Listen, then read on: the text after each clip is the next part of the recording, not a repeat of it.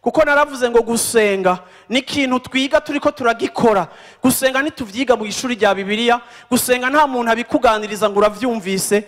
Gusenga ni ikintu gikuzwa no kugikora, kuko uko usenga ni kubona inyungu z'amasengesho ku buzima bwawe, ku muryango wawe, ku bikorwa vyawe, ku ma decision no ku ngingo ugenda ufata mu buzima bwawe. Ugenda ubona ico amasengesho agufasha, ugenda ubona ingene amasengesho akubera, uravyumva, mu masengesho Imana ikubera umupartenaire mu bibazo vyawe bitandukanye, bikagutuma ugenda uyakunda. Akaryo kose uronse ko kuyabamwo ukayabamwo, kuko urazi yuko udashobora kubaho utari kurasenga. Nico gituma Paulo yavuze ngo nimusenge ubudahumeka, ntiyavuze ngo nimuhagarike ibintu byose mwinjire mu mahombi, ariko yashatse kuvuga ngo nimugire umutima, nimugire attitude ikunda gusenga, ikunda gukomunia n'Imana, kuko uri we wese nico ujejwe ico cose. Aha ndiko ndababwira umwami yari gushobora gutangura kugira gute, ariko kandi ngo yahindukiriye Imana.